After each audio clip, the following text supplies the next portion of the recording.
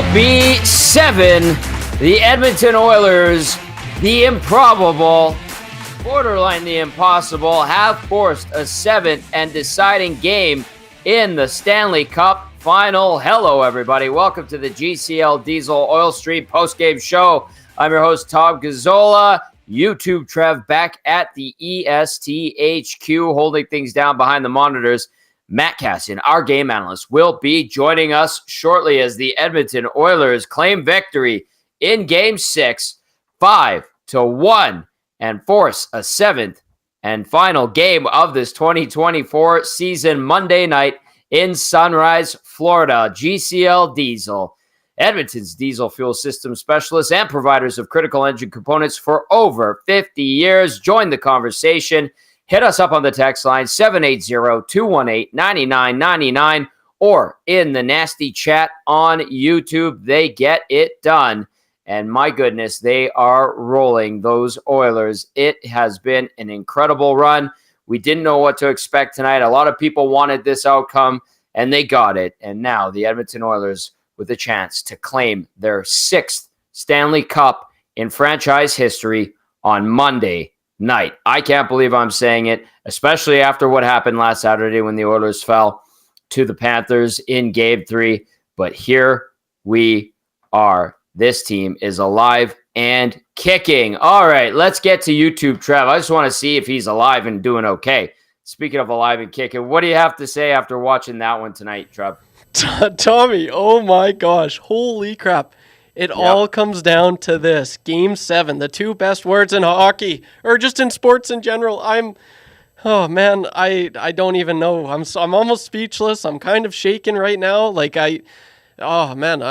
just, the whole game, I was, every second, every minute, I was just drawn to the game. And, I can't wait to hear what the numbers are in this one, because you have to think they're going to be up there. Oh, man, I don't even know where to begin, man. It's awesome. What was it like in there? Like, I need to know, out of experiences, out of games you've been to, Tommy, that's got to be number one, right? It was super loud. It was high energy, positive vibes, and everybody in there was bringing it. When those first goals went in, the Fogle goal, it just popped off. And then when Florida had the goal disallowed, it popped off. On the offside challenge, it was incredible. I've never seen that building like that before. And, Oilers fans were rewarded by the team. And that was about as good of a send-off for the home schedule this year as you could get in oil country. That was unbelievable. So, well job to everybody involved, as we like to say. Caps off to everybody in oil country showing up and having themselves a good time while the team also provided on the ice. It was great. It was a tremendous atmosphere. People in the press box were blown away if they had never been here before, and Edmonton has held up well. Be good out there, I remind everyone. Please don't burn down the city, because we like our city, and be a little bit better than that. I know the party has started, and the police, CPS, and EMS, and everybody in the fire department are all out there, crowd dispersion, all that good stuff. Go revel in victory.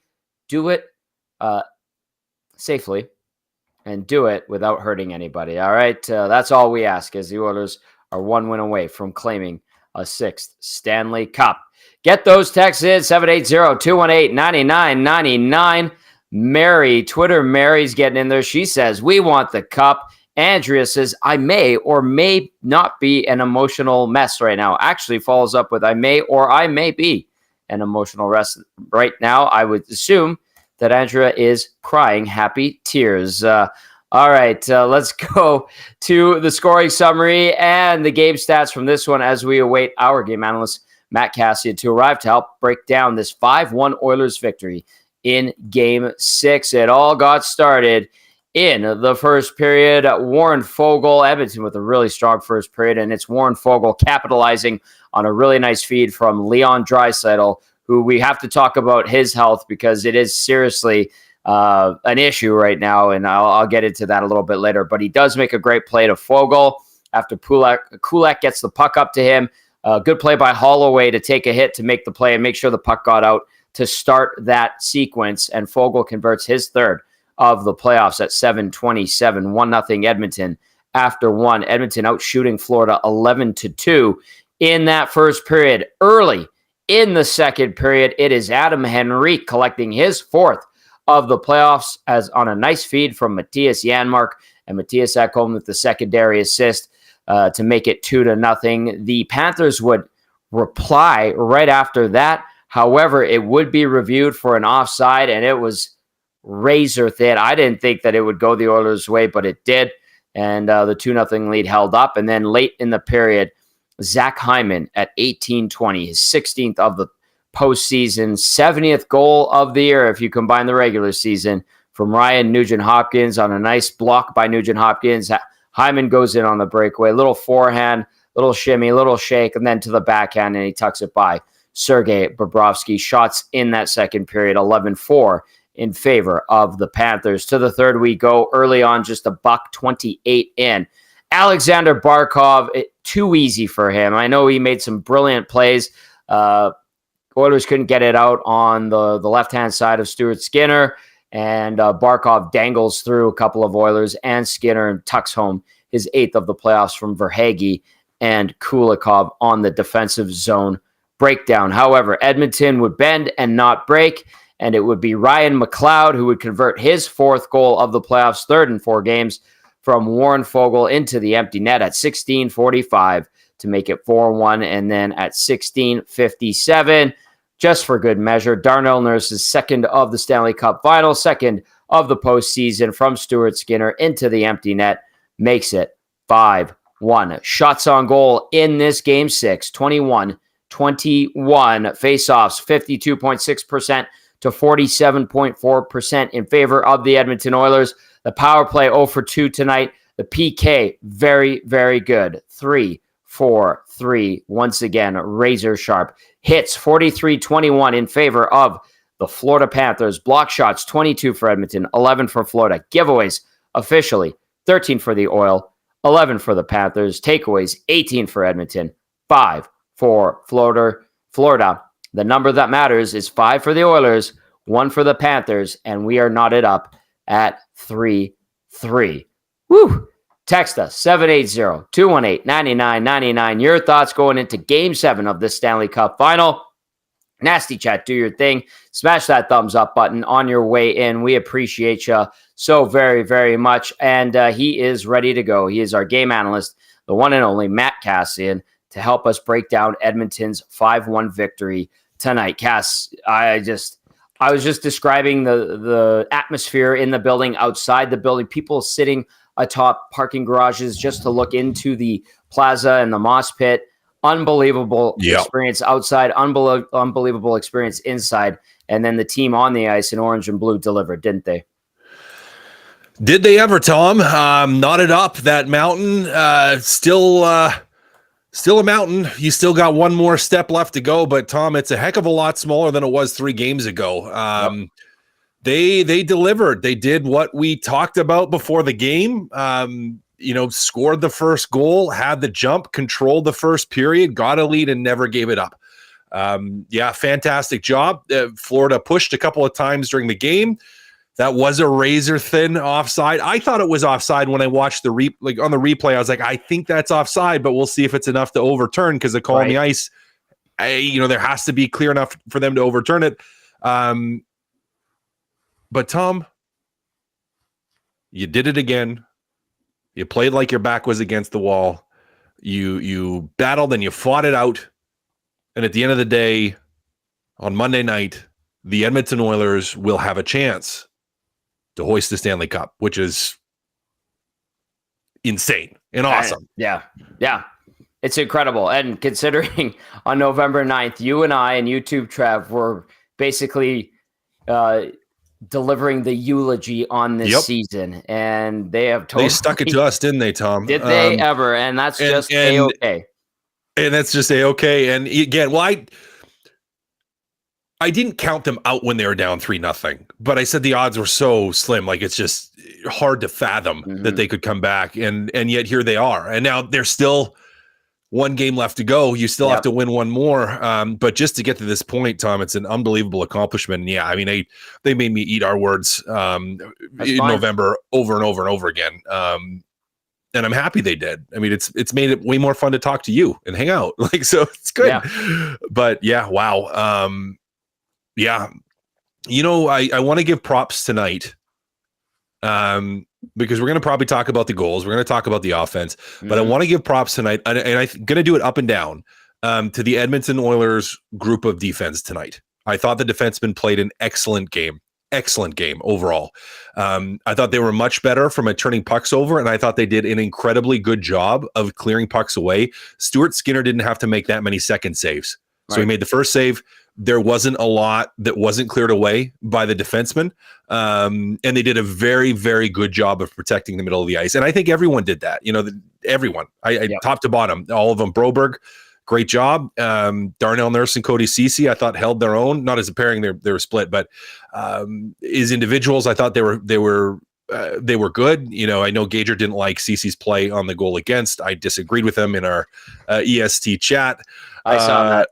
Yeah, but and then I showed proof. But yeah, Tom, I think, especially in that first period, in the first half of the game, I think we got to give a lot of credit to the Edmonton Oilers defensemen.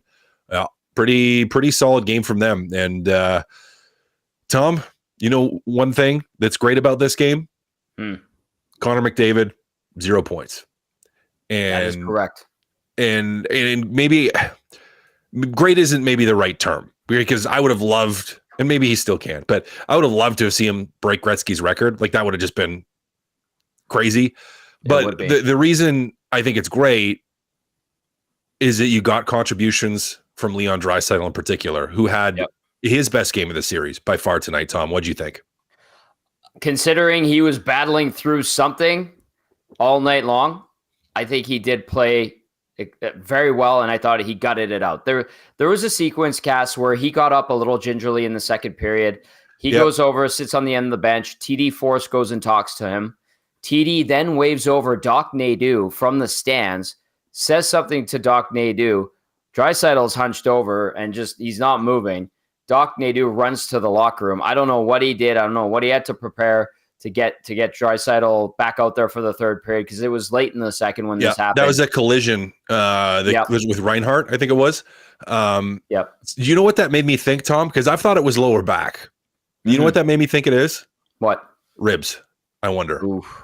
I wonder if it's busted ribs, because you got to think, like, for freezing, maybe the freezing is wearing off at that point. Like in Ginger, just even the way he kind of he kind of put his hand more to his side than to his back. Yeah, I was like, I wonder if it's cracked ribs, maybe not broken, but fractured ribs, which I've done that too. I've done a lot. Those also suck for anyone that's ever had them, if that's what it is. But played through the pain. And again, this was his best game of the series tonight. Absolutely, it was. Tactically, Cass, in this game tonight, what did you see from the Oilers in terms of how they managed and they handled the waves? And it looked like Florida was really forechecking hard, trying to take away those rims. Yeah, and they got to some of the rims. But I thought when it did happen, Edmonton did a very good job of recovering to the front of the net. So the defensemen, centermen, wingers as well, kind of a all hands on deck situation. They did a great job of getting back to the front of the net. Defensemen did a good job of getting in lanes. There was a couple key blocks, some that turned into goals. Yep. I thought they just overall did a very good job tonight of protecting the middle of the ice in their own zone. Like, there wasn't a lot of Panthers on the inside. There's a couple plays, the Barkov goal, for example, where he's able to get there. But aside from that, Tom, it's not like they had too many clean looks from right in front of the net or around the net. You already talked about the second opportunity. So if I was going to pick one part of the Oilers game that impressed me tonight, it was that. It was that they got to the front of the net. They defended well there. They cleared pucks well. I still don't like the rims at times. Sometimes they've relied on them a little bit too much. They can be scary. But when there was an issue with the rims, they did recover to the front of the net well and managed to keep the puck out because of it. Cass, what do you make of them chipping pucks up into the air to relieve pressure in their own zone when they get a little bit dicey there? Have you noticed that? Because there's a lot of it. And sometimes that tactic. Yes, well, get it out of the zone, right? Yeah. And if and the conversation probably is, if Florida's in full pinch, which they are, they're trying to score. Generally, your defensemen seal the wall. So your shoulders against the wall, you're trying to seal the wall. So if something's rimmed hard, it's going to bounce off. You're going to stay in the zone. You can trap it down. So the flip is, if you know that their automatic is in a high pressure, full pinch situation is to take away the wall, well, you flip it high in the air or in the middle because less chance of it staying in the zone. And you don't necessarily, you relieve the pressure. You don't maintain possession, which isn't ideal all the time, but it can be helpful to be able just to say, okay, we can reset, get to a proper defending position, and then try again. Now, it's not what you want to be doing all the time. You don't want to be on your heels like that. And we have seen even in this series, or I would say multiple times in this series, when Florida has really pressed, that Edmonton has done that too often. It's not something you want to just rely upon, because if that's the first and only thing you do, well, you're never skating the puck out of the zone with control. Mm-hmm. You're never forcing Florida to defend. You never have true puck possession, and you're just defending, which is hard. That being said, if you have enough goals to win and you need to get the puck out. And if they're sealing the wall, flip it. Go to the middle. Just don't flub it, because that's trouble. That's real trouble when you try to flip it in the middle and it doesn't work. All right. Keep those texts coming in. 780-218-9999 and via the nasty chat. The Oilers 5-1 winners in Game 6. This thing is going to Game 7. Can they get redemption for 2000? I don't know. We'll see. It's going to be a crazy Monday night in Sunrise, Florida. That was 2 decades ago. Let's forget about it. The Oilers shooting for a 6th Stanley Cup in franchise history. They've given themselves this opportunity, and they have gut it out, and they've done it with Stuart Skinner being 10-0 in games 4 through 7 this postseason, 150 goals against average, 940 save percentage, 1 shutout in that time, which is tremendous because they have needed him, and since the reset, he has been excellent in net for the Edmonton Oilers. Okay, Cass, really quickly before we go into some texts here, if you're the Florida Panthers, you've just lost 3 straight, and I feel like these are different types of losses as well. Yep. Is panic now setting in? Are you going, what the hell is going on here? We thought we had this thing all wrapped up and in a tiny, neat little package to bring home with us, and that is not the case right now. What do you think is going on in that locker room? Yeah. Well, it's so interesting because it's been such a different game each game, and the story after each game has been different coming out of the Panthers dressing room. And I know we'll get to Oilers audio here in a little bit, but part of me is like, I kind of want to, just forego all the Oilers audio and hear the Panthers audio, because that to me is going to be, that much more interesting. Because the message, after that first game, so game 4 was, we're just going to scrap it. Just throw it out, flush it, get rid of it. It was bad, whatever. Then the next game was, they played a really good game. We can do some things better, but we're still, still in the driver's seat, still like where we are. We're good. Now, what are you saying? I'm assuming that the conversation is going to be, well, we still have one more chance. They haven't won it yet. We're going back home. We like playing in our building. We're going to go win it at home.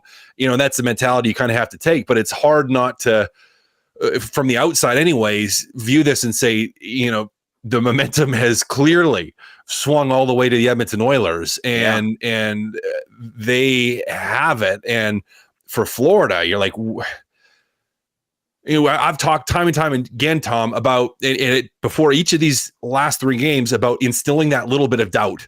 That's you got to start just a little bit of doubt in there. You got a little bit of doubt in Bobrovsky, a little bit of doubt in Tkachuk, a little bit of doubt in Verhaeghe, a little bit of, you have to sow those seeds, and the Edmonton Oilers have done that. And it's just, I guess you don't know if that fully come to fruition or not until Game 7. But man, they got to be reeling a little bit emotionally right now, like thinking you should have had this wrapped up. Now you're going to, as an athlete, you're going to tell yourself anything you have to be like, we're fine, to not panic, to not worry. But it'd be extremely hard not to feel like it's inevitable that Edmonton's going to win and do something historic. With Connor McDavid having the playoffs that he's had, being down, now all the momentum, and now they're winning, and now you have started the last 3 games really struggled to score. And your forecheck hasn't been as effective. You're not generating chances the same that you were. Like, you got to be feeling that a little bit, Tommy. So I don't know. It's the Panthers are in an interesting position here because you got to convince yourself that you're fine, but they haven't been fine because they just dropped 3 straight. 780-218-9999. We're going to get to some text right now. The Oilers win 5-1. They've outscored the Panthers in the last 3 games, 18-5, Cass. 18-5. And I know 8 of those were in one game, but 10-4. Take away 4. So take away 4 from that 8-1. So let's just say it was 4-1. If we just say, okay, that game was a write-off and we scrap 4 goals, that's still a extremely healthy scoring margin or scoring deficit by the Oilers over the Panthers. Yes. It's incredible how they've completely flipped the script in this series and put themselves into a situation where they are on equal footing as the Florida Panthers with a chance to win the Stanley Cup on Monday. All right. Having said that, I promised we would get to text, and that is what we're going to do right now. The Oilers 5-1 victory in Game 6, forcing a 7th game Monday night.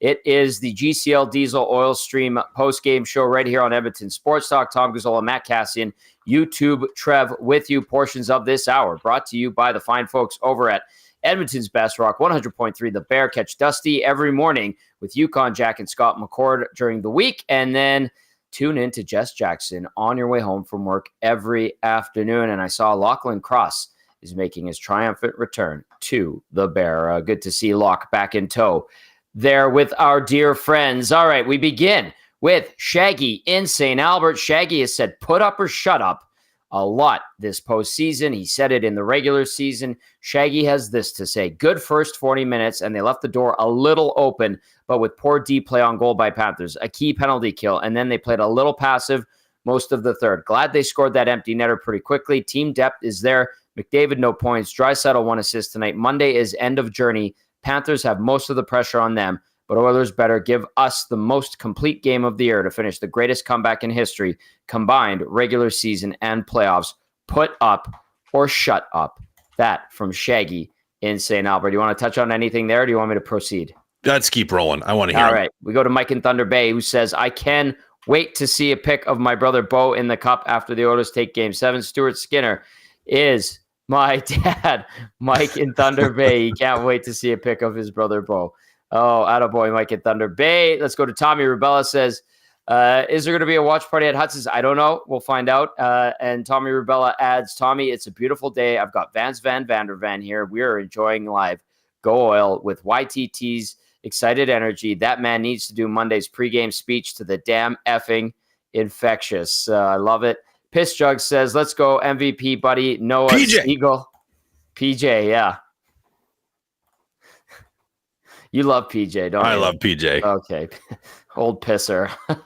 Let's go to Smokey the Bear, who texts in and says, this is going to be a more personal message. Prior to tonight, favorite Oilers game I ever saw was when the Oilers clinched a postseason berth for the first time since 2006. I was 4 when they lost to Carolina. This is without question my favorite game I've ever seen, and it's even more special since it's the first cup final I've been to in person. I can't quite put all my thoughts into words right now, but I'm crying tears of joy. This feels incredible. I never want this feeling to end. Let's go back to Sunrise and bring Stanley back to Canada. Holy crap. Let's go Oilers. Smokey the Bear says, Game 7 is on my birthday. I can't wait. Still an emotional mess right now.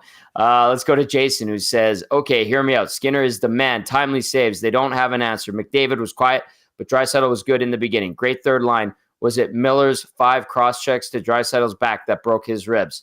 Cass, that might have been it. May have been it. I still think there was the one hit where you saw him immediately after, and I can't remember who it was with. But it wasn't like a massive big thing. Like it looked small, but you could see that it bugged him. Now, was something wrong before that, and that was just what set it off? Don't know, but yeah, if it is indeed ribs, it's possible, and maybe it was Miller's cross checks. It could have been. Yeah, don't know. Might have been. Yeah, it doesn't matter at this point. I mean, you got.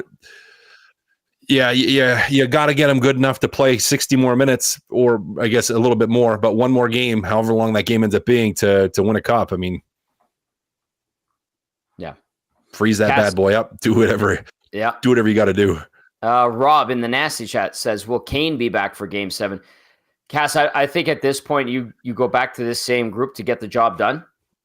Why wouldn't you? We talked about that before the game. Like, he's been hurt enough that he hasn't played the way you need him to play. And the current group is clicking and they're winning and they're rolling. So why would you mix it up?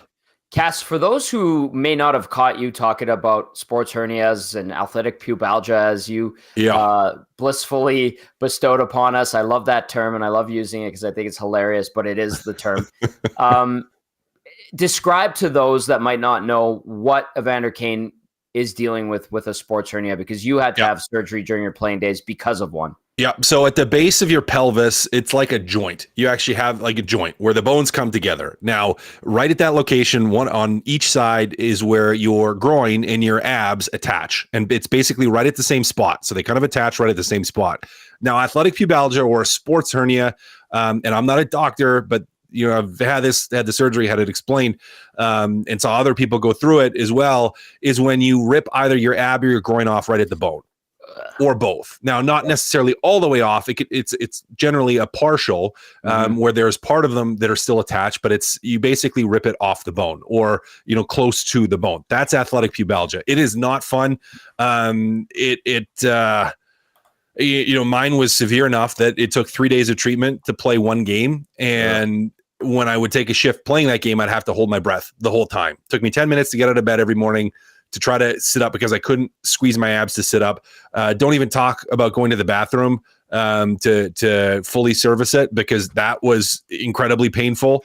Before and after surgery was absolutely horrible. Like it's difficult to deal with. Now I'm assuming is much, much more minor, which is why they didn't have it done during the season. But if it doesn't heal or if it gets worse, like you can't hit, you can't skate, you can't brace yourself for impact. You can't lean on people. You can't lean into shots. You can't twist. You can't turn. Like, it's incredibly difficult to deal with. It's like almost like a really bad, well, even worse in some ways than a groin pull. So it's a nasty injury. And again, like with enough treatment, you can maybe get by, but if you aggravate it again, you're sliding back right to where you were. And so for Evander Kane, it's like, well, yeah, you could have maybe played him tonight. He's skating a little bit again. You maybe could play him on Monday, but then you're rolling the dice on if this thing flares up or is aggravated, or he just can't play again, physical like you need him to play, aggressive like you need him to play. Both Evander Kane and the team are better served to not have him in the lineup. And that, again, that just sucks for Evander Kane, but it's the reality of having an injury, and as a coaching staff and as a medical staff, having to make hard decisions to say, hey, look, we've got a team that has now won 3 games in a row. Why are we going to take someone that's healthy or much more healthy than Evander Kane that's been playing well and pulling him out of the lineup? It just doesn't make sense to me, which is why I'm just assuming we're probably not going to see Evander Kane on Monday. Yeah. Cass, thank you for reminding those that may have heard you talk about what it's like to have a sports hernia and playing with one, and those that hadn't caught that yet, what it's all about, how difficult it is to deal with. You got to be gutsy to get through it, and Kane playing through it is incredible. But at the same time, if you're not going to be able to help the team, don't play and hinder them. So I think what they're doing right now with this group is just fine. It's 3 straight wins, a couple of them super convincing, obviously. This group's probably feeling it and looking to cap this thing off on Monday. Okay, 2 more texts, and we're going to go inside the Oilers locker room. Keep those coming in, 780-218-9999. KL texting in says, LFG, even when they were down 3-0, they were the better team. Now that they cut down our mistakes and got the confidence going, the Oilers are coming for the cup. That third line has been the best line in this series, and Florida does not have an answer for it. Skinner has been lights out. Just one more game, baby. Bring it home. That text from KL. All right, let's go to Jimbo before we go into the Oilers locker room. Jimbo says, what a game. We are witnessing history. I knew they were winning when they went into the intermission, and the camera showed Stolarz greeting the team in the tunnel, and his expression showed it all. Okay, YouTube Trev, who do we have up first that's ready from the Oilers? Right on, boys. We are going to hear from Zach Hyman. He got a goal tonight, 56 in the regular season. or 54, sorry, 16 in the postseason. Most goals in the postseason since Joe Sakic in 96. That's crazy. Wow. Zach Hyman, Joe Sakic. We're going to go to Zach Hyman now. Here he is. What do you think you guys did sort of managing the moment? Why did you do so well, you think, managing that moment? We've been in it a bunch. I mean, obviously the moment gets bigger every game you go further, but it's just another elimination game, right? Where our backs are against the wall. Obviously, the crowd was unbelievable and getting us started, and but we're comfortable playing in these games. I think we've proven we can play in them, and we've played in a bunch of them. Zach, can you kind of talk about the team's defensive performance along with Stuart Skinner? Yeah, I mean, it all starts with Stu, obviously, making the big saves at the right times. And then I think just defensively, we're buying in. I mean, we're playing mature hockey. We're not giving them much off of our mistakes. We're limiting turnovers, and we're playing fast. We're playing forward, and we're playing well with the lead.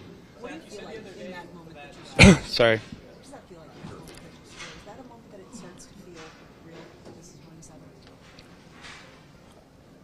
27. I mean, obviously it's a huge goal. Like, it's 2-0, and that next goal, whoever scores it's either a 1-goal game or a 3-goal game. So it's especially at the end of the period. Obviously, you're a lot closer when you get that one.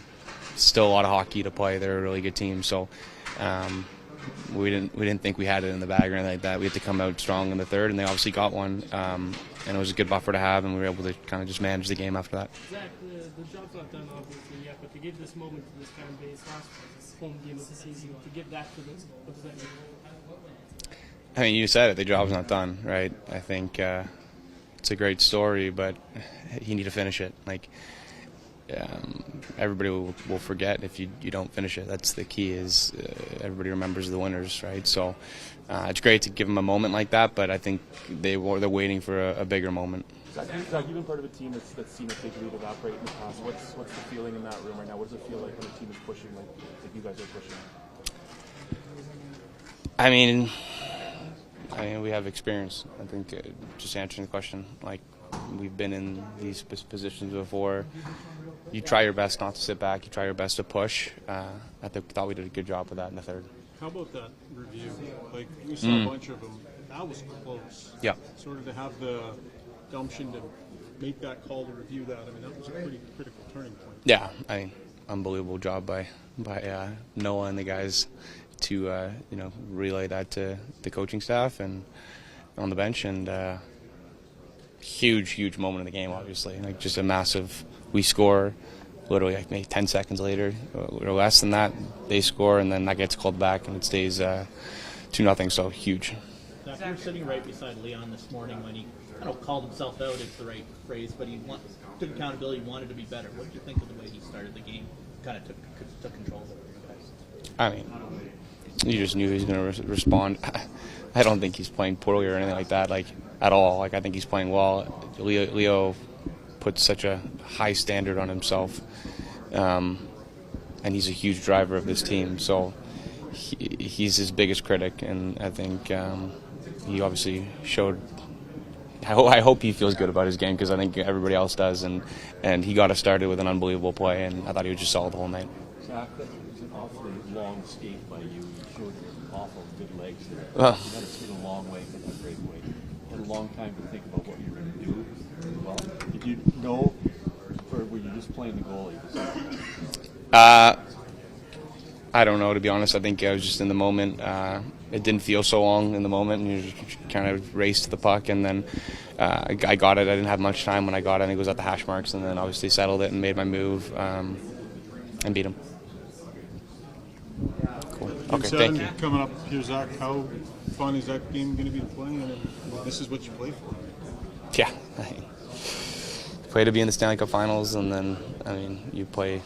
There's no better game in sports than a Game 7, and I mean, it's in the Stanley Cup Final. You can't ask for a bigger opportunity as a player, and I'm sure as a fan of hockey, everybody is excited to watch it.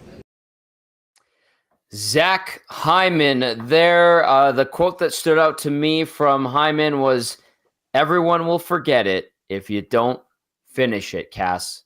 Yep, great story. Have to finish it. Other one that jumped out for me, which I will agree with, is I think they did a much better job today. Now, they were on their heels a little bit, but of playing with the lead when they had it. They did a good job, again, of protecting the middle of the ice and of playing with the lead when they had it. Hyman tonight, a goal +1, one shot that went in, obviously. 3 hits, 17:45 time on ice. A dog on a bone with the puck in the offensive zone, specifically made some good plays defensively. And then on that goal, Cass, it was Nugent Hopkins with the block shot. And and even on the, was it the first goal by Fogle, I think it was Holloway who made the play on the wall to make sure it got out. Draisaitl picked it up off the rim or the pass or bank or whatever from Kulak, and then he made the play over to Fogle. He bangs it home or puts it home, and a couple of smart defensive plays from the Oilers tonight. All right, we could go back inside the locker room. We have Ryan Nugent-Hopkins, who had that block shot on the Zach Hyman goal.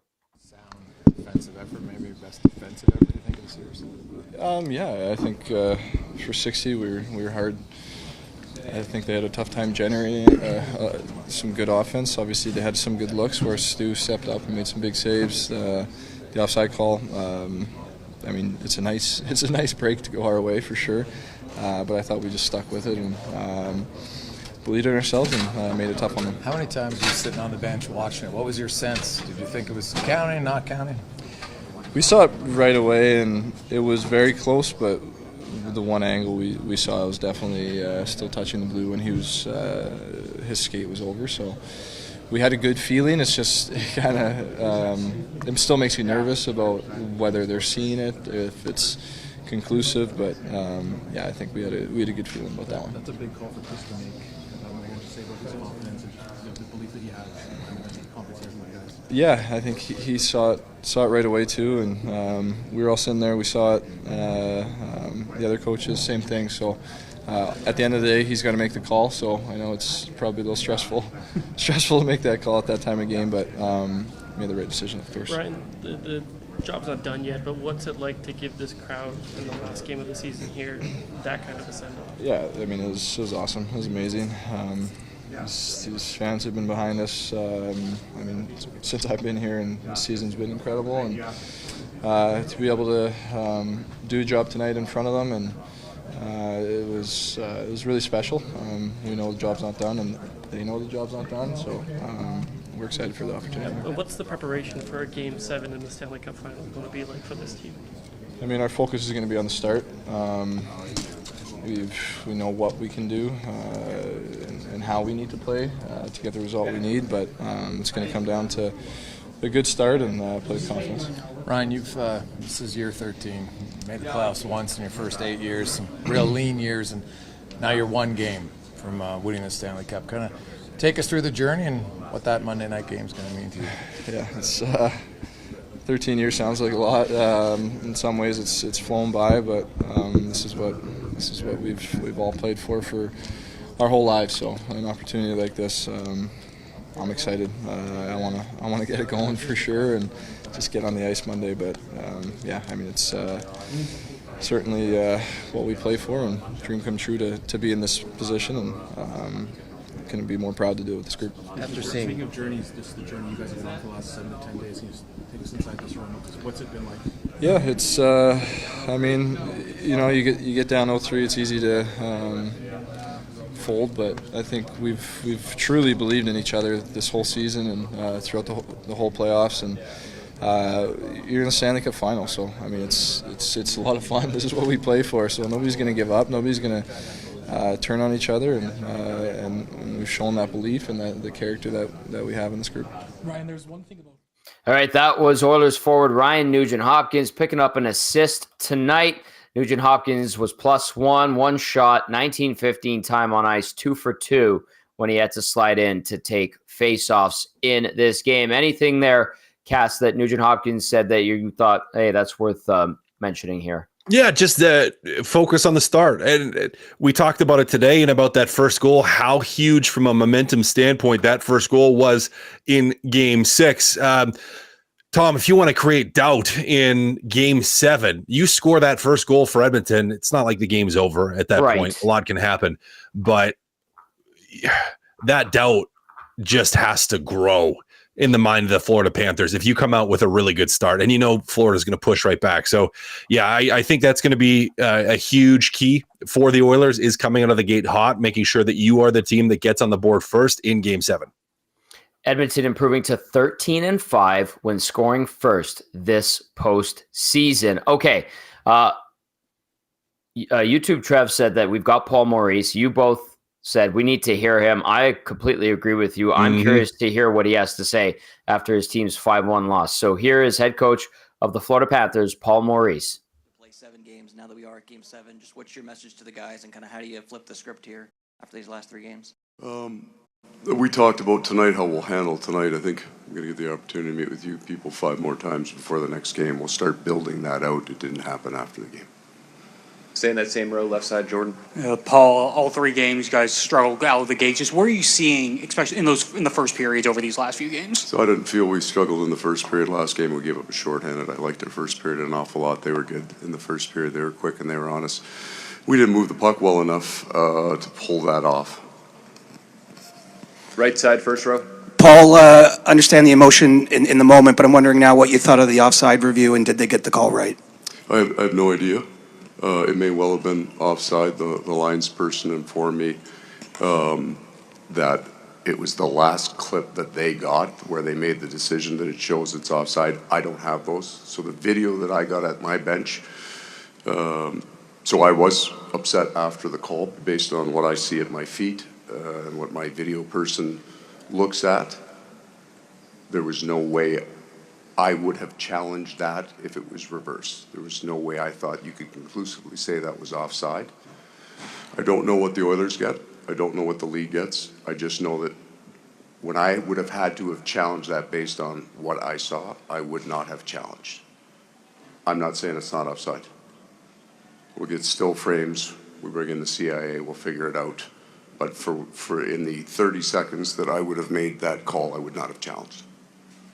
Left side, fourth row. Paul, the power play, it's been a topic of conversation. You've been able to survive without it, but now it's a Game 7 and you guys can't seem to get it going. What are you seeing on the power play? Like, what's missing right now? I think we're lacking a little bit of offensive speed, and that would be true of our 5-on-5 game. We're getting jammed into corners.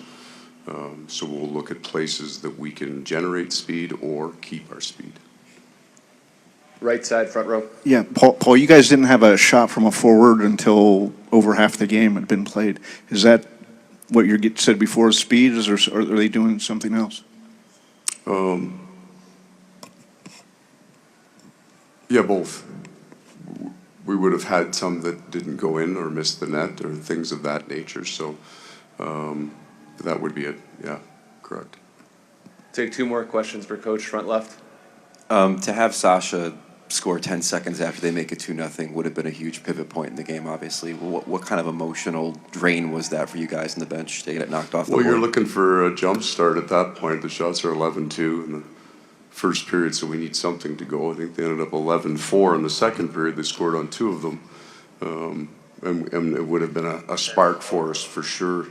His next goal was, I thought we had a little bit of juice there after that, but yeah, it was unfortunate that it was called back. 1 more for Coach, front left.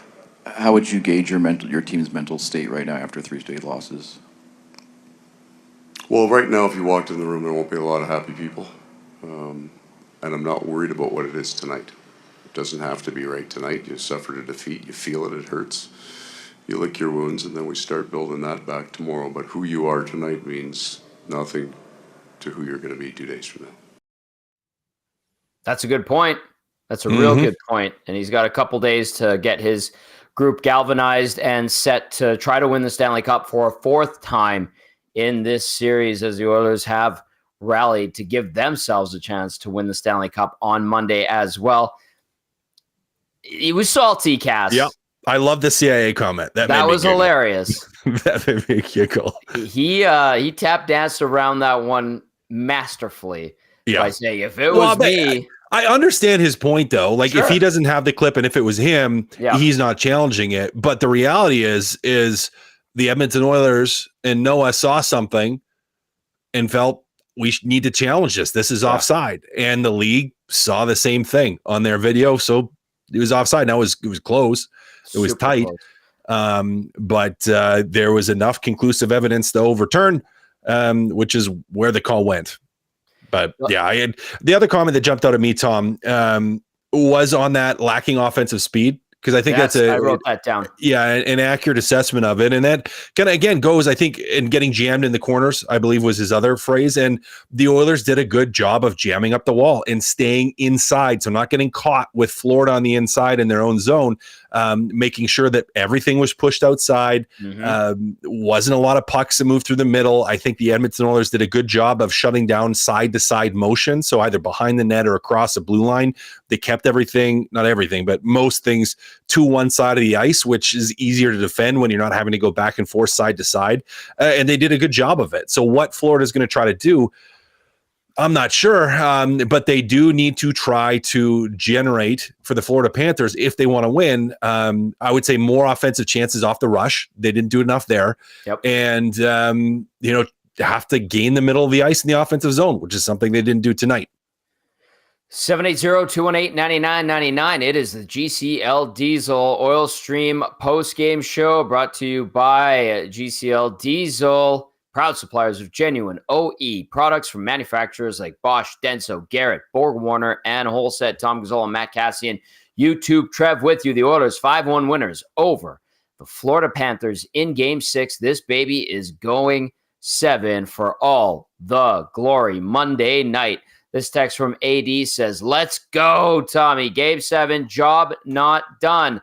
Original Puzar with the Daryl Cates sighting and a Chad Kruger sighting. Nice seats, Original Puzar. Also a Bucky sighting. Kelly Buchberger wearing a turtleneck and a jean jacket. I will need to talk to Kelly about that. That's a big niche in my opinion. Let him wear it, Oh, Tom. Let him wear it. Okay, fine. This one from the Stair Farmer says, go Oilers, go. Oilers look good again. Then Florida is starting to get frustrated. Stu is on fire.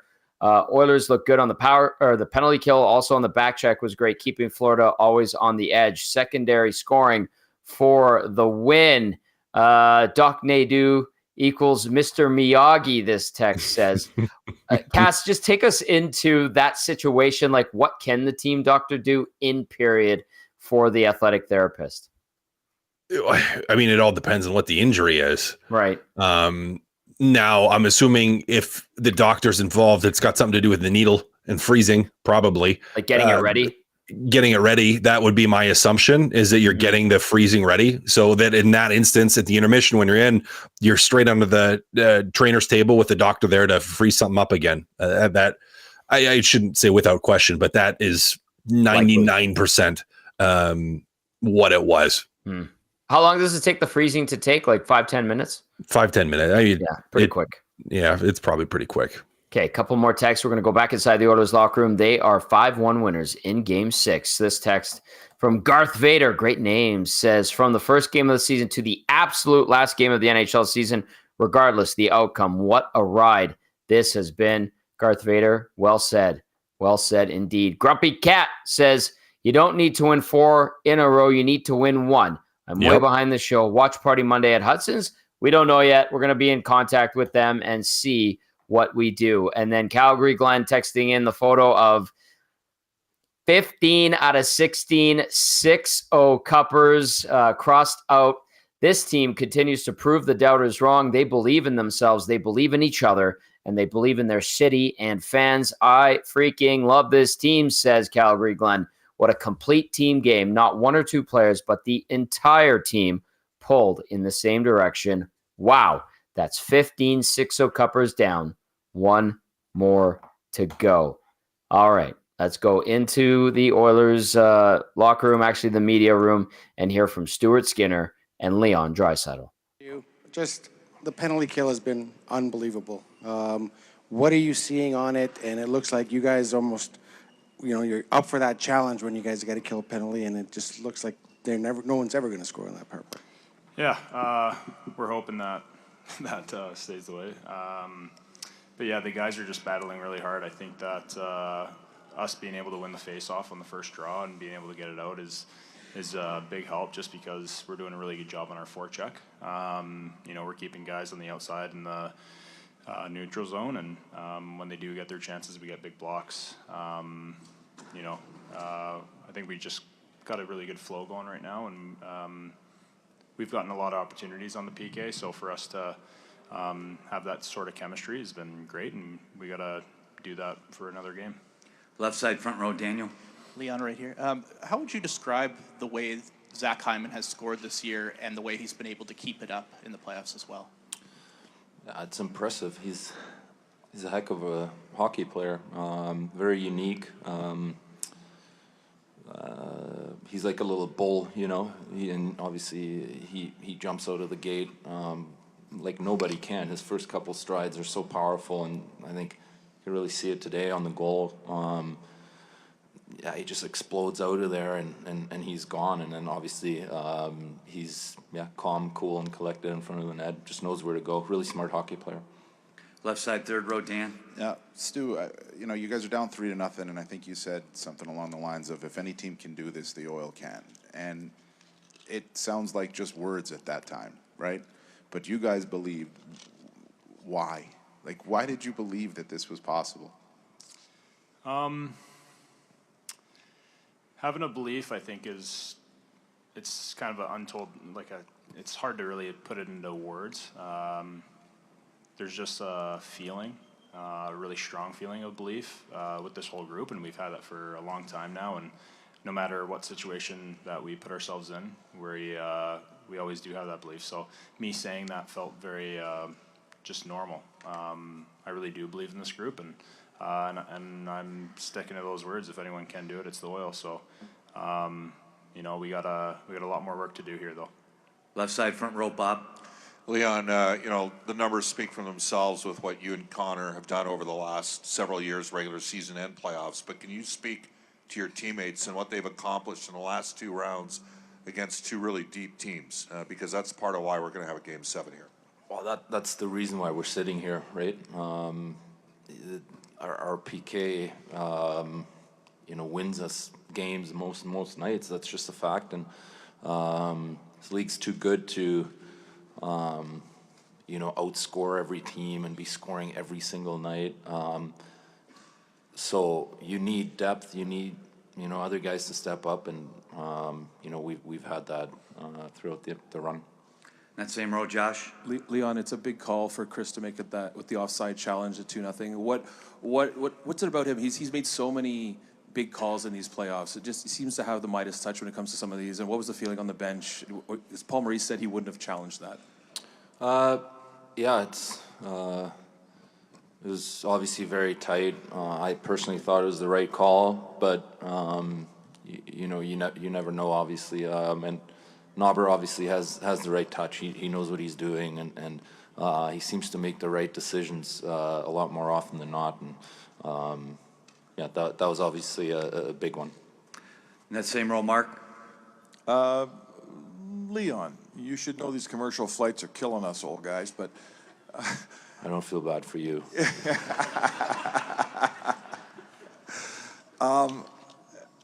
You've got to this pinnacle. You're going to play one game for a Stanley Cup, but you've got here in a way that no one gets here. No one does this.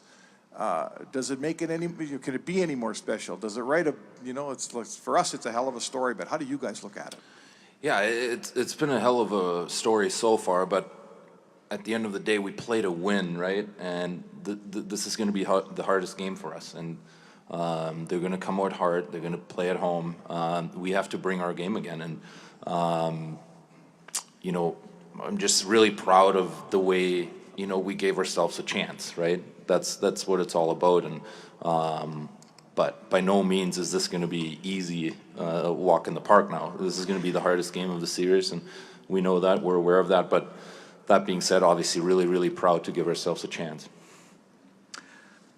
Third row, right side, Corey. Leon, you were pretty hard on yourself in here this morning and talking about how you needed to play better. Getting the game off the way you did, kicking it off with that assist, getting it out in front. How big was that for you personally? Yeah, I mean, listen, I'm an offensive guy. I put up, confidence comes from putting up numbers sometimes. That's just the way it is. Do I have other things that I'm good at? Yeah, of course. But sometimes it's nice to make a play and get rewarded for it. You can ask any offensive player. That's just the way you feel. And it felt good to make a nice play and get rewarded for it. But still got lots more to go. Right side, second row, Andrew. Stu, can you take me through the save late and the assist and the celebration you had in the crease and hearing the fans chant, "We want the cup" after? Yeah, I don't compliment myself much, but I thought that pass was right on Darnell's tape. Kind of looked like Leo there for a second. But no, it was obviously they put the puck on the net. Kind of an unlucky bounce it hit off Broby, and then I was just able to kind of get it, and I saw an opening, made a nice pass, and I think Doc, he was just able to get it in. So I'm happy that he was able to score that, give me a little assist. But at the end of the day, being able to hear the crowd after, the most important thing is just being able to, be up at that time and being able to win the game at the end. So again, got a lot of work to do, but very proud of how we finished the game out too. Last one, left side, fourth row. Leon, the job's obviously not over yet, but what was it like to give this fan base, this crowd in the last game here at Rogers Place this season, that kind of moment? It means the world to us. I've been here for a long time and been through some pretty bad years, and it's seemingly, the people that were there tonight, they showed up every night and still showed up at games and supported us. So to give them that is really special. Hopefully we can finish the job for them. All right, that was Leon Draisaitl and Stuart Skinner speaking after their 5-1 victory over the Florida Panthers, sending this series, the Stanley Cup, on the line Monday night in Game 7. The "We want the cup" chant, Cass. That was something, obviously, this is now a reality that could be on Monday night. You saw them kind of joking around a little bit with one another, and then Draisaitl says he doesn't feel bad for Spec having to scramble to fly commercially. I'll tell you what, in the second intermission up in the press box, everybody that's been traveling back and forth was scrambling to book their itineraries and flights and hotels and everything. It was kind of funny, but at the same time, that I understand their panic. But what are some of your takeaways from those two being at the podium tonight? Yeah, well, job's not done. Leon said how most offensive players feel is that you can still contribute, but it is nice to put the puck in the net or to be a part of the puck going in the net and getting some points and getting your cookies. We call them getting your cookies. Mm-hmm. The offensive guys like to get their cookies. It makes them feel a part of it. But job's not done. Not pulling too much else out of it, I guess, aside from that. And he's absolutely correct in saying this, Game 7 is going to be the toughest one yet. It's going to be the toughest one yet. It's going to be the most difficult win yet, most difficult win of the year. And if you do it, the rewards are the greatest, but you got one left to do. So you're almost there, but the mountain has not been conquered yet. We have never had the chance to say this. We have never had this opportunity in the 5 or 6 seasons you and I have worked together on a pre and post game show, whether it was at the old shop or this new one. Monday night, the Edmonton Oilers have a chance to win the Stanley Cup. I always look ahead, and you always provide a little bit of wisdom going forward. How do they prepare for this opportunity? What are these next 2 days like? Yes. More Mario Kart, and that phone better be on silent the whole time. You are shutting out everything and focusing. You're for the Edmonton Oilers. You're going to be going about preparing the exact same way you've been preparing mentally. And they've done such a good job of that, of just taking it game by game, taking it period by period, taking it shift by shift. And it's going to be the same thing from a preparation standpoint, is like, just take it minute by minute, make each minute a good minute of recovery, of treatment, of practice. If you're on the ice and skating, of staying loose, if that's listening to music, getting your proper nutrition, whatever it is just, make the right choices minute to minute, shut out the outside noise, Tom, and get ready for something that pretty much every single one of those guys has been dreaming about since they were a kid, which is to have an opportunity to play in a Game 7 in the Stanley Cup final, which is insane and amazing. I wouldn't have thought that for a second we'd be able to say that, but here we are, Cass. We're talking about the Edmonton Oilers on the cusp, potentially, of winning a Stanley Cup on Monday night, and I look forward to catching up with you on the GCL Diesel Oil Stream pregame show to discuss Edmonton's opportunity to collect its 6th Stanley Cup in franchise history. That just sounds crazy, doesn't it? Isn't that nuts? It's crazy. Oh, that's awesome. It makes me smile. Like, I'm just like, ooh, I can't even imagine. Trev, how you doing?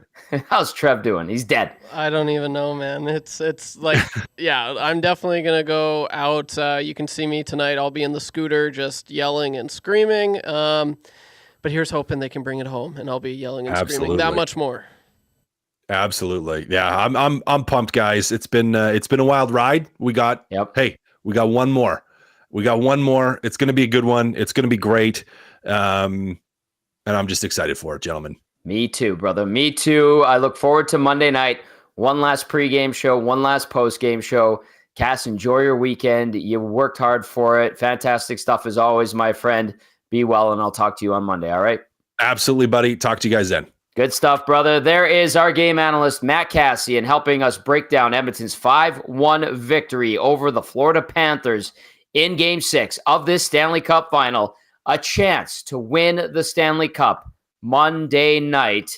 Whew, crazy to say it, but they have done it, and we'll see if they can pull it off. It has been an absolutely wild ride this season, and it all comes down to Monday night's game.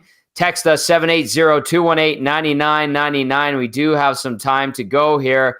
We do have some business to take care of as well, and I do want to read out a bunch of texts. If you're watching on YouTube, smash that thumbs up button. We appreciate it so very much. And like, share, subscribe, all that good stuff as we continue to grow our news station here at Edmonton Sports Talk. Let's get to the big save of the game, brought to you by Christopher Boyle, business owner, tax saver. Take care of your family with Christopher Boyle, an experienced advisor with over 17 years in the business.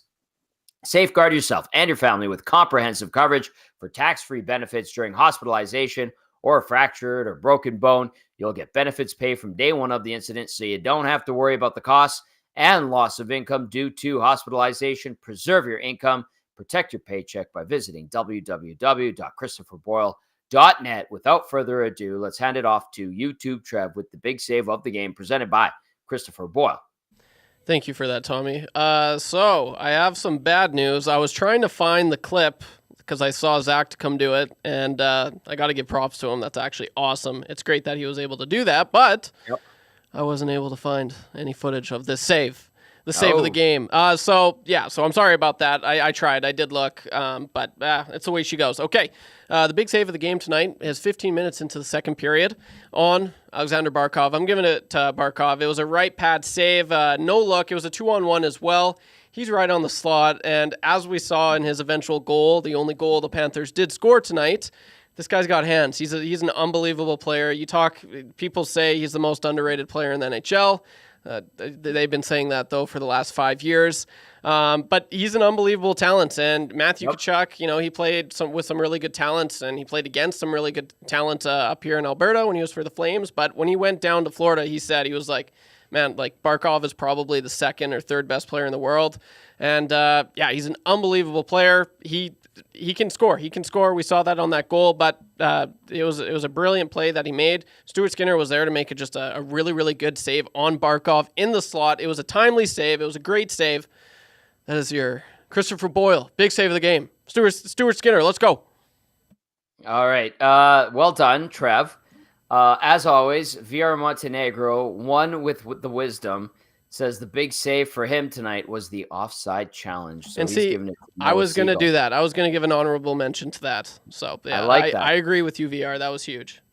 Nicely done, Mike, VR Montenegro, and YouTube Trev, both providing us with the big save of the game presented by Christopher Boyle. All right, let's dip it to the inbox. We've got a lot to get to. I want to throw this stat out there as well. It was via the Sportsnet broadcast that they had it on a board, and it's a great one. After losing 3 straight games under Chris Knoblauch, the Oilers went 8-0 between November 24th and December 3rd. They went 16-0 between December 21st and January 27th, you'll recall. And then they went 5-0 between February 26th and March 5th. And as of right now, they are 3-0 after dropping the first 3 games of this series. That is a fantastic pull there by the crew over at Sportsnet, and I just wanted to highlight it on our show. Let's go to the rookie who texted in. The rookie says, twice this season, the Oilers came back from near impossible odds. I was told that when Nobby came in, Oilers sat in 31st and only had a 5% chance of making the playoffs. Then after losing the first 3 games of the series, the Oilers again had a 5% chance of winning the Cup. Someone make me a jersey with 5% on it and the name Believe. Just out of curiosity, anyone remember what the Oilers odds were in the draft lottery for McDavid? That's from the rookie. Displaced Yukon texting says, drag them back to Florida. What a game. This might just happen. Wow. Just wow. BC Trav says, I'm going to miss the show, boys. Busy with the celly. I promise to mix in a water, though. Are you effing kidding me, boys? Let's go. Tommy G, nice meeting you in the lobby today. Can't wait to watch the stream later. Love you all. Go Oil. BC Trav. Hashtag see you in Florida. BC Trav, very nice to meet you. Thank you for stopping me and saying hello. And I hope you enjoy the night. And I'm glad you'll mix in a water, have a lot of social sparklers, and be well to your fellow fans out there and enjoy the revelry as one does when your team puts itself into this situation. We go to Roger now, who says, don't hide the excitement, dudes. Just because you're media, you've also earned it covering them through thick and thin. Hella crazy expletive roll. Let's go game 7, baby, from Raj. Yeah, it's been a crazy ride. I'll tell you what, all these years. Tommy, you should always say in November the season's over. LOL, Dustin with a Y. Yes, I'll eat it. I'll eat it. I said it. I was writing their eulogy and spitting it out that night on the postgame show, and they totally redeemed themselves. I will say, regardless of what happens on Monday, they have redeemed themselves, in my opinion. If they cap it off with a win and a Stanley Cup, then that would be just one miraculous story. The stuff Hollywood movies are made of. Millwood's Matt texting and says, whole bunch of people firing off fireworks in my neighborhood when the horn went. Not surprised there. And let's go to some of the fresher texts. Keep them coming at 780-218-9999. Rod Z sent a video. I'm scared to open it. Oh, boy. The Gourdfather says, how many Game 7s for the Cup have both these rosters played in their heads over the years? What a dream for a player. This one says, it's from Bobby LaFrench. Tommy, I can't believe there is a Game 7 coming. If they could pull this off, we are witnessing a hockey legend. I'm surprised Florida hasn't gone full aggro and tried to muck the series into the gutter. Any thoughts about that? Fans waited up until by 4 to chant. I appreciated that. Bobby LaFrench. The Oilers have kind of had a decent response to the mucking it up. And I think that they can muck it up with them. There were a few hits both ways. I know the Florida Panthers got a little bit greasy, but I think for the most part, Edmonton's managed to push back physically. We'll see if that changes in Game 7. I would imagine that we're going to see bodies flying like crazy all over the ice in Florida on Monday night. YouTube, Trev, do we have any other audio and video to get to? No, we do not. I'm just Okay. looking right now. They haven't updated it, I don't believe. We actually, they do have Chris Knoblauch. Would you like me to grab that for you? Yeah, let's grab Chris Knoblauch. Okay. And in the meantime, I'm going to rattle off a few more texts.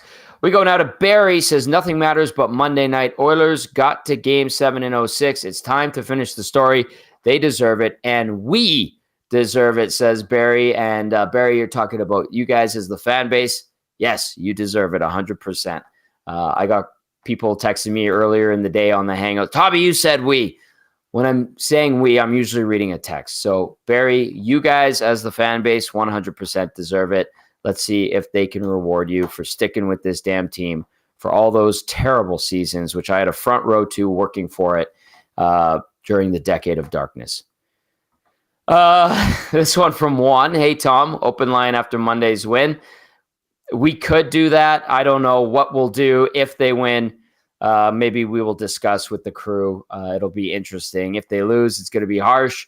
obviously. Enjoy tonight. We'll figure that out when we need to. And Juan also says, why haven't we heard anything about Dustin Shorts? You know what? Because their goalies have been pretty damn good in these postseason games. That's why. Dave says, Tommy, we appreciate all you've done, hosted pre- and post-game shows. Love you, man. Dave, the love is mutual. I love doing this show. It's a ton of fun, and I look forward to continuing on, and I look forward to Monday night. This has been a hell of a ride and a ton of fun. Let's go to Kurt on a grader, says, Stauffer won't forget it. Yes, absolutely. Norman a Combine says, unreal game tonight, Tom and YTT. Forward group is getting contributions from everyone. D has been good. Stewart is solid. Let's go. Have a great night. Mix in a water or 3 tonight, Tom. Chat to you in the morning. Norman a Combine. Yes, we'll have the follow-up tomorrow on Hello Hockey, 10 a.m. right here on Edmonton Sports Talk. Myself and Sean Bell and YouTube Trev, and we will be breaking down this huge victory for the Oilers. We will be looking ahead to Monday night's monstrous Game 7, and we will do it with some phenomenal guests as always. Reno says, Janmark didn't get the shorty, but he had another great game, getting some divine help from our AZ neighbors, John and Genevieve. That's from Reno. Let's go to Cole in Ellerslie. Nasty number 10. Nicely done, Cole. Says, Tommy, what a time to be alive. Let's freaking go. Cole in Ellerslie. And then Jay in the park says, I want McDavid to get a cup so badly. Man, does he deserve it. Rod Z also chiming in, says 20 goals in 10 periods as we keep up a 2-period pace. LFG. Let's go Oilers. That text from Rod Z. 780-218-9999. Let's see what's going on in the nasty chat. Trev, we're almost ready with that audio. It is ready, Tommy. Oh, all right. T. Willis says we should do a Discord audio chat Monday, fellow Discord members. Simple 101 says, my mom loved the Oilers. She'd have loved this. And Colin Ellerslie says, just took my birdie boost celebration shot. It was beautiful. All right. Delicious. Maybe not that nutritious, but you'll love it. Indeed. All right. YouTube Trev, send us off to who? Time now to hear from the Edmonton Oilers bench boss. This is Chris Knoblauch. You know, it's rare to see a penalty kill dominate the way you guys are doing right now. What are you seeing in it? And it just looks like the guys are taking so much pride going out there. I don't want to say you can't wait to take a penalty, but they're going out there with so much pride and so much confidence right now. Well, yeah, they have. One, they're prepared. They know what they do, and I think that we have a good system for the group that we have. But confidence is an amazing thing where you see with one player who gets on a roll, scoring goals or whatever it is. But now we've got 6 or 7 forwards, 4 or 5 defensemen having that same confidence and being able to work together for the penalty kill. And then, hey, we do have breakdowns. There are things that don't go perfectly. That's where your goaltender has come up big, and Stewie's been outstanding. In that same role, Mike? Chris, most of the decisions that you've made, we've talked about this throughout the playoffs. You seem to push the right buttons. That video review is a very close play. If it goes against you, not only you give up a goal, but they go to the power play. Can you take us through what went through your thinking as that video review went through? Our process is it starts with our video coaches. Noah and Mike are the ones who look at it. They headset Stewie, Mark Stewart, and then we talk about it on the bench. Obviously, we can see it down by our feet, and I actually didn't think it was that close. We were going to call it right away, and we had a little more time to review it, and we're like, okay. The only hesitation was maybe there wasn't the right video. In my mind, it was definitely offside. But I guess you never know. But yeah, it was something we wanted to challenge almost immediately when we saw it. Left side, front row, Daniel. Chris, for the last few days, it seems like all we've been doing is talking about Connor and his offensive exploits. To get big contributions from Leon Draisaitl, Zach Hyman, what does that mean to the group, and what would you say kind of about the way they've started to step up in this series? Yeah, no, they've been, Zach's got, I believe, 2 goals in the last 2 games. Not that early in the series he was playing bad, they just weren't going in. Same with Leon. Leon's first two shifts, he almost scored on the first shift off the wrist shot just inside the blue line. And then, beautiful pass to set up Fogle. Yeah, those two have been really good, and maybe they're not showing up as much on the score sheet throughout the series as they usually do, as you just get accustomed to. But their contributions to the team have been huge. In that same row, Josh? Chris, just, you guys were dead and buried for most people, 10 days ago. What have the last 10 days been like for you and watching this turn the way it has? It's been fun. It has been stressful. We're just playing. And I know we've surprised a lot of people, but I don't think we've surprised anybody in the room. We felt that we could do this, and we put on winning streaks before. We felt early in the series down 3. We felt that, we could have won 2 of those, in our opinion. We thought we played well enough to win those, and they just didn't go our way. And now we're just playing and backs up against the wall.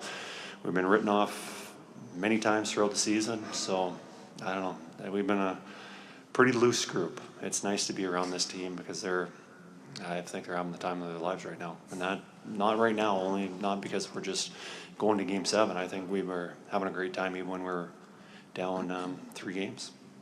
Right side, front row, Ryan. Chris, you normally don't tweak a winning lineup.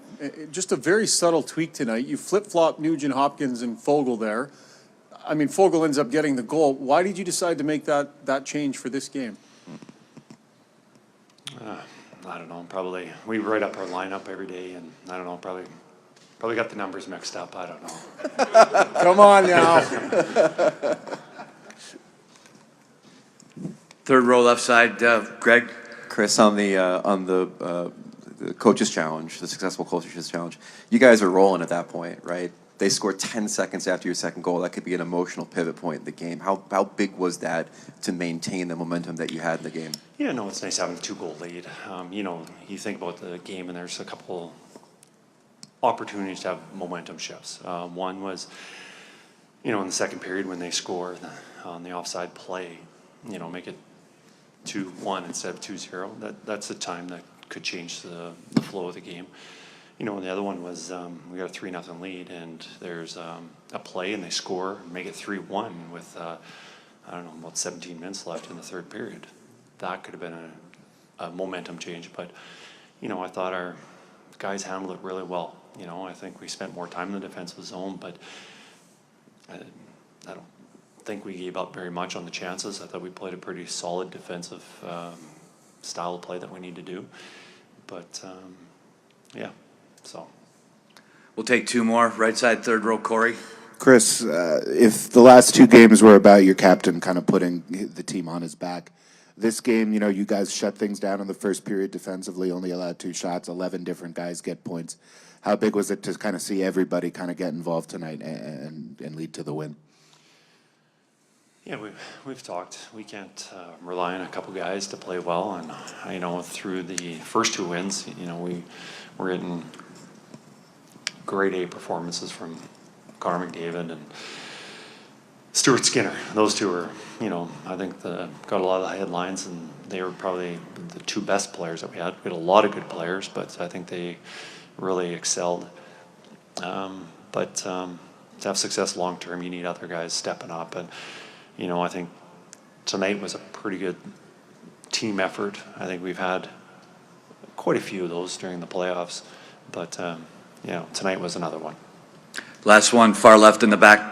Coach, it's easy for you and your players to talk about having belief after Game 3, being down 3-0, having belief in being able to come back. How proud are you of your players for actually getting back to this point? I've been proud of them all season. Even if we fell short and didn't get to Game 7, they showed a lot of perseverance, hard work and character. Very, very proud to be a part of this team. There's a lot of good guys, and it's unfortunately with the business it is, it's tomorrow, or Game 7 is going to be my last game coaching this group. So people are going to be moving on, and there's that's just the nature of the business, which is it's going to be hard. Just spend the time coaching this group. It's been a real pleasure for me. He gets to do it one more time Monday night with everything, and I mean everything on the line. That big, beautiful silver trophy we call the Stanley Cup. Up for grabs. The Oilers need one more win after rattling off 3 straight in unprecedented fashion. This has been a hell of a ride, and Chris Knoblauch there talking about how proud he is of his group, and he should be. What a season it has been. All right, we need to get to our player of the game, brought to you by Damon Bunting, RE/MAX Elite. Damon Bunting, consistent top producing realtor in Greater Edmonton and among Western Canadian RE/MAX realtors. He and his team would love to help you find that right home or make the move from your current home. He's community driven and understands what it takes to make a difference in our city. Check him out, DamonBunting.com, or visit his Instagram at Damon Bunting Real Estate. A big thank you for Damon being with us from before we even launched this sports station, and so glad to have him on board with the Damon Bunting RE/MAX Elite Player of the Game. Without further ado, let's hand it off to YouTube Trev one more time tonight. Second last one of the year, Tommy. That's crazy. And that's just fine. I'll take it. I'll take it, baby. Okay. First off, I'm just looking at the likes. We've got 264 likes right now, so I challenge all the nasties. Let's see if we can get this thing to 300. We should be able to for sure, so let's get that to 300. That would be awesome. Thank you. Secondly, I did put a poll out because I needed a little help with this one, Tommy, not going to lie. There was they kind of did it by community tonight. There's a lot of players that played really good, I thought. The big 3 players that I came up with just by myself: Zach Hyman, Adam Henrique, and Stuart Skinner. And yep, all me. And it looks like the nasties. Yeah, it looks like the nasties. The consensus pick is Stuart Skinner tonight. He's coming in at 69% of the votes. Nice. It's going to Stuart Skinner. This is awesome. He's just been terrific. He's undefeated. What was that? Games 4, 5, 6, and 7, is it? Yeah. So that's just incredible. Yeah, it's unbelievable. And then just looking at his stats tonight, Tommy, as well. It's awesome. You love to see it. So 16 saves, save percentage of .952. He was awesome. And not to mention the beautiful assist that he got on Darnell Nurse's empty netter. That was pretty cool. I think it was going wide, but it was still a cool save. If it was a save, I don't know. But that is the player of the game. It's going to Stuart Skinner. He was stupendous tonight. Very nicely done, YouTube. Trev, you get to do it one more time on Monday night. Let's wrap this show up with some text, 780-218-9999, as we wind her down after a crazy night here in oil country. Enjoy yourselves out there, but behave and be good to one another. You're all fans of the same damn team. All right, let's go to this one out of Calgary. It says, Oilers PK has been so good. They probably had more confidence challenging. And then also follows up with, I too said the season was over on November 10th. You weren't alone, TG. Thank you. I appreciate the support because it was a desolate time that week when they lost to the San Jose Sharks. They did go and beat Seattle the next game, and they still got rid of Jay Woodcroft and Dave Manson. Let's go to Conroe, Texas, who says, Conroe, Texas might make the road trip for my 5th Cup parade. Damn, Conroe, Texas. Nicely done. Let's hope that you get that opportunity and that the team provides it to you after Monday night's game. Jay in the Park says, I want McDavid to get a cup so badly as well. He deserves it. Juan says, thank you, boys. You guys keep it up. We appreciate that, Juan, very much. Gordfather wants to know, Tom, any chance national media will do a story on the slogan, Hope Will Never Die? I'm sure many fans just think it's a slogan for the last 3 games, but fans of Decade of Darkness know the name it stood for and the names it stood for. Would be cool to see that ultimate slogan born out of misery take on bigger meaning. Maybe, Gordfather. I haven't heard many national media really focused on it or bring it up. I'll be honest with you. So who knows? They have 2 days to fill content, so it could change. And I don't know, maybe I mention it to someone and see where they want to go. I don't like to suggest what other media should do for their job and their work, but maybe it comes up. YouTube Trev getting some love from Dash in the Park. Look at that. Oh, yeah. That was nice. That was nice of him. And I commented back saying Yes? next year I'll treat you because he treated me to go to Game 4. It was Game 4 of the Dallas Stars series, so that was really cool. He says, we're going next year, and I said, this time I'll take you. Oh, you guys are adorable. Dash in the Park says, you might want to beef up the maternity ward staff at the Royal Alex 9 months from tonight. Dash, well played, buddy. I think there's going to be a lot of fun being had tonight, for sure. A couple more as we wind it down here on the Oil Stream post-game show brought to you by GCL Diesel right here on Edmonton Sports Talk. This one comes in, says, 18 years ago, I was 10 years old and became a fan of this team in earnest. One more, boys. Let's go. Indeed. And then I like this one. My late uncle was a season ticket holder in the 80s. Do I make myself sick with this 35-year-old appreciation wine/vinegar if they win Monday? LOL. Elk Islander. That's up to you. It's a bottle from 1990 with an Oilers logo on it, and I'm assuming that's from the Stanley Cup win in 1990. Elk Islander, at your own peril, pal. I think that's a nice keepsake. Find yourself something like a 6 o'clocker or some birdie booze or a nice scotch, a nice expensive one, and keep that one as a showpiece. That's what I would say. I've got this inaugural season, first game ever at Rogers Place wine. Apparently, it's not great wine. I'll never open it, and it came with a box. I think that's similar to what we're looking at with that bad boy there. That, as I was a member of the staff of OEG hosting Oilers TV. So I think that's the play. Appreciate it. Keep it there as something, as a memento and a keepsake, and then go get the good stuff and enjoy that. That's what I would do. Sean Z, we're going to sneak in two more. A couple came in under the wire. Sean Z says, I'm literally speechless. I've been an Oilers fan since the early 90s. This is nuts. LFG, I'm going to cry now or laugh. Sean Z, do both, buddy. Let it out. Enjoy the moment. This one says, Tom, please help. What day would the parade be? I need to go book flights. I'm guessing it would be Wednesday or Friday. Please, Tom /Trev, help. Yeah, Wednesday or Thursday, somewhere around there. I can't believe we're talking about it, but it is a realistic possibility. The Oilers have won game number 6 and have forced a 7th game. They will look to win the Stanley Cup on Monday night as we wind it down here on the Oil Stream post-game show. My goodness, what a game. There was 18,500 strong in that building, and they were loud. They were proud. They get goals from Warren Foegele, Adam Henry, Zach Hyman, Ryan McLeod, and Darnell Nurse. And then on top of that, they get a big night for Stu Skinner, stopping 20 of 21 shots. This team on the cusp of a Stanley Cup. They can win it on Monday night. I can't believe I'm saying it, but it could be real.